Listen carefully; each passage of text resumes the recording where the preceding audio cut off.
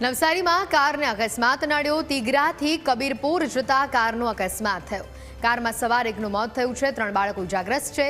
શ્વાનને બચાવવા જતા મોલના ડિવાઈડર સાથે કાર અથડાઈ હતી।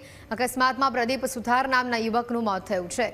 નવસારી ટાઉન પોલીસે સમગ્ર મામલે તપાસ હાથ ધરી છે। વધુ માહિતી મેળવીશું। સંવાદદાતા જીગર જોડાયા છે ફોનલાઈન પર। જીગર, નવસારીમાં જે કારને અકસ્માત નડ્યો, કબીરપુર જતા કારને અકસ્માત નડ્યો હતો, અપડેટ શું?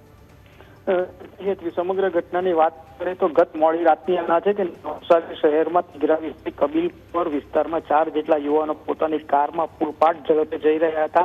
તે દરમિયાન સેન્ટ્રલ મોલ પાસે જે જગ્યા છે કે જ્યાં શ્વાનને બચાવવા જતા સ્ટીયરિંગ પરથી કાબુ ગુમાવતા કાર સીધી સેન્ટ્રલ મોલના ગેટ આગળ જેમાં એક યુવાનનું કરુણ મોત થયું, જ્યારે 3 યુવાનોને છે।